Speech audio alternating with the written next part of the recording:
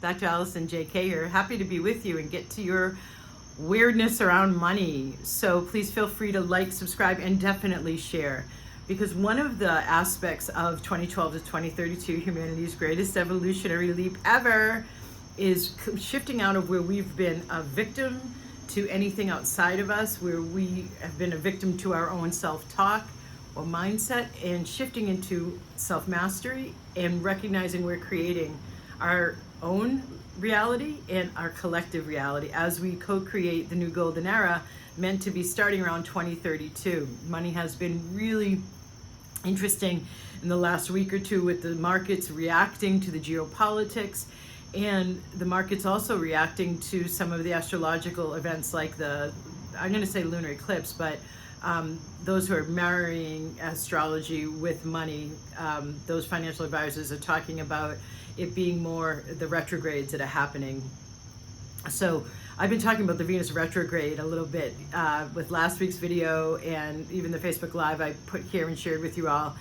And the Venus retrograde started March 7th and it goes to April 12th. And the Venus retrograde, Venus involves not just beauty and aesthetics, but also finances. And so a retrograde gives us time to review something, yeah?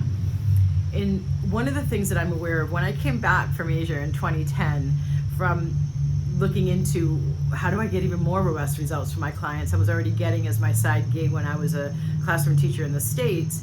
And I asked, okay, how does it get even better than this with my finances, my sense of adventure and fun, and learning how to get even more robust results for my side gig in holistic wellness and coaching and energy medicine sessions. When I came back from that decade in Asia, I dropped the classroom teaching and admin career and took my side gig full time. I started to give a bunch of workshops. When I expected to be about holistic health and wellness, the yogic path as a trained yoga teacher from India, meditation. And as I gave workshops, I realized that people weren't really totally able to receive what I was doing. And so I asked my guidance, what's up? And what I got was they're still reeling from the market crash in 2009 and 8. And I had been tucked away in Asia where I increased my net cash flow by 60%, having been able to pay off my minimal student loans for my master's degree and build up a tad bit of a savings too. So I then became unexpectedly proficient in money blocks. And I found myself saying after about a year and a half, 2 years of going in there, was that people are as perverted about money as they are about sex.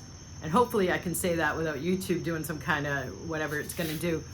So why I said that is because please recognize that your choices about money are not logical. How you spend your money. You could have an Excel spreadsheet. You could have, the profit and loss statements. You could do a great job of tracking analytically and thinking, what seems like logically about your finances. But where you allow yourself to spend, like the entertainment budget, or where you allow yourself to spend money and why, look at the why. Because they're emotional choices and they're usually to get you to feel something emotionally. And they're not typically rational. You have your ego mind justifying with thoughts and storylines and rationalization for expenditures. Let's say you're tied in to your finances with your spouse and you don't each have your own separate gig with finances, and you have to, because of what you guys have construed as the dynamics of your financial relationship, talk about why you're spending the money you're spending. That's always a really interesting conversation. What I want to suggest to you is that gaining more control over, I don't mean control first, because this is a path. It's a step-by-step process. It's not necessarily slow, but it is gradual and it is progressive and it is a process. And so first is to be able to become aware of why you're spending money the way you're spending it. And I am not approaching this from a perspective of tighten the belt, stop spending money, start saving money at all. Because one of the other things I realized in focusing on money mindset, which I still do, and not just mindset, but the blocks, the unconscious conclusions you have, and one of the causes of unconscious conclusions is the conditioning from your society, the imprints from your parents and ancestry and lineage. I remember clearing out a load of potato famine in Irish lineages or ancestry, and people with Depression era grandparents clearing that out still do. I just remember that a lot at a certain time. And so these could be causing you to view money a certain way, and view the behavior of money a certain way, and view the behavior of money with you in your relationship with money a certain way. And so some now can come into things like traumas, like let's say you've been abused, an easy one to go to, and that abuse has led you to feeling like you're unworthy. So some kind of trauma left you feeling you're unworthy, maybe a rejection, I don't know. And I don't mean to overly simplify, because these are usually a complex web of interwoven subconscious traumas and unconscious conclusions and storylines and beliefs that all lead to what you only hear as the thoughts in your mind, which is only, the stats of 5 to 15%. I think it's more like only 5%. The choices that we're making on a daily basis are made from this, what we actually hear as our thoughts. Where science says it's that 85% of our choices are made from not the thoughts we hear. I think it's more like 95% from working with tens of thousands of people at this point for decades. So getting aware of why you're like saying yes to that expense and saying no to that expense, and the rationalization and the stories that you tell yourself when you're spending something that you feel a contraction with, or your spouse or partner that you have shared finances with has a contraction about, because that is a whole, now you're dealing with two people's storylines, and you know, the gig with money and spouses and divorce rates and the causes of divorce, money being number one. So what I also know is the more that there's so many steps involved in this. However, one of the things we want to have happen beyond becoming more observant of our choices around money and the stories we're telling ourselves with why we're justifying that expense or cutting back on that thing, the first thing to go typically is self-care. That's considered a luxury. So why are you labeling self-care as a luxury? Because of our conditioning that what's more important is the external things that appear, right? And so somebody would say, my car payment, this car I really can't afford, that's like incredibly fancy, let's say for example, or because I love luxury and I love leather seats, and then this, 4,500 square foot home that is like, I don't even use 2 of the bedrooms or 3 of the reception rooms, but that idea of appearance and I did say superficial right there, is from our young patriarchal conditioning. If we were to value what actually creates our reality, it's the interior subtle energy and the stuff you can't see, like your conclusions that are at what I call the back of the house consciousness, that I spend clearing over and over and over again. So one of the questions is, you could be asking, that I ask myself as I look over there, is this creating more willingness to receive what I desire without strategizing, earning, or proving? Because I know, especially as a woman, business owner, and as a female spiritual teacher, I've had to prove myself a lot more than a male counterpart has to.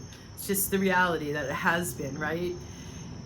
And what if that wasn't true? So I just gave you a modeling of, okay, even if the stories are observably factual, which we know women aren't earning equal dollar to the man still, I don't want to make myself a victim to that story, even though it is observable, right? So you could now apply that to the markets. Oh my God, the markets crashed, I just lost blah, blah, blah, blah money. Or, oh my God, look at it, it's going to tighten up. The labor market isn't hopping as much as it has been recently in the States. And so, oh my God, that's going to probably lead to consumers holding on to their money more. So, oh my God, that could lead to a recession. Like, we are creating our reality. So if less of us are reactive and more of us are stabilizing in the, I choose to have ease with money. I choose to believe in abundance for all and more than enough. What else would become possible that we're creating? And so one of the ways to do this, which I don't think many people are considering, is intuitive guidance. Because what intuitive guidance comes in on is a flow. That's why my signature program is called Magic, Manifestation, and Money Flow in great part. So you're in a flow with your intuition guiding you, and then you get your ego mind on board so that your ego is actually not in the driver's seat. Your higher self with that connection is in the driver's seat. And your ego is strapped in with a seatbelt, ready to drive or be a passenger, but you're the one guiding, you're the GPS, your higher self and your guidance. So that you could check in and say, wait a minute, do I really need to react here? Wait a minute, is this really even true? So I have this program coming up. It's a first time offering ever, Supercharged Intuition for Empresses, and it's this Wednesday and Thursday. And it's a 2-day training, an hour and a half each. Replays will be available at no extra cost.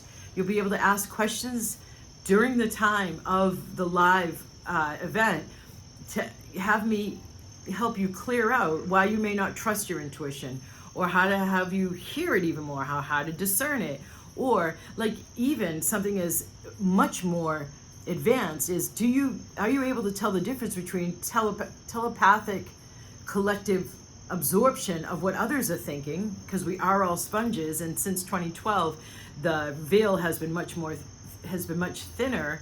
So we're like hearing or finding ourselves thinking about somebody and then a text comes in from them. So that versus intuitive guidance. Yeah, it's an important distinction so that you can see what and carve out your own spaciousness in your field and mentally to create your own reality with money, no matter and despite what others are doing around you. Instead of just unknowingly, unconsciously absorbing the panic and the fear around you and then not snapping you into what is the easiest conditioning to snap into, which is not enough money. Like not enough time is almost as easy. And then there's other ones that, like, if the collective is thinking like, oh my God, I don't want to have to deal with people, right? So less and less people are going out to big crowded events because I can't, I absorb the energy of everybody else. Well, getting your intuitive faculties on and working is very much a part of owning dominion over your own field. So this is what I mean when I talk about, you may think you're really intuitive and you're advanced intuitively, and hallelujah, thank you for doing that and being that way. But there is so much more possible when I talk about using your intuition for daily matters, for practical application to our lives, so that the more of us thriving, the higher our hearts, the more our hearts are open, the higher our vibration, the more we're going to help the collective be that too. So I challenge you to step into more of a welcoming of abundance, to help counteract, first and foremost for your sake, the around money collectively right now, as well as to turn down the so that maybe we could actually prevent a recession. I know that might sound crazy to some people who aren't understanding that it's actually the invisible that creates the visible. But there's an astrologer I just learned today that does global predictions for the market. He's both an analyst and a financial advisor, as well as deeply steeped in astrology. Wall Street Journal nowadays has been having like more front page coverage about the moon. This is humanity's spiritual awakening time. Yin and yang are becoming balanced, spiritual material are becoming balanced for a reason as we co-create our new era. And I welcome you to join in. I'll put a link below on this event coming up, the Supercharged Intuition for Empresses, and St. Patrick's Day is Monday. The early bird price stops Monday night, St. Patrick's Day at midnight New York time. So you're gonna wanna get in as soon as you see this. And I guarantee you will be glad you chose that. And you can see why you'd be able to rationalize and justify the expenditure, because you'll be able to use it, the replay, on and on and on and on, and continue to make progress. Another way to talk about using your intuition is bridging heaven to earth. And one of the more heavenly positioning is abundance for all. In our new golden era, it has been a concept I have tuned into. As soon as I started learning about, from all the experts I interviewed weekly on my Voice America radio show for 2.5 years, focused on 2012 to 2032 and what the Mayans meant by the changes coming in 2012, and became an expert on it myself in running those money clearings I just talked about at the start of the video. I started to become really aware of we're moving into abundance for all. Cryptocurrency is an indication of that. It's not that, but it's an indication of that. Going more cashless is an indication of that movement towards abundance for all. But we have got to choose it, each of us, to create it. Namaste.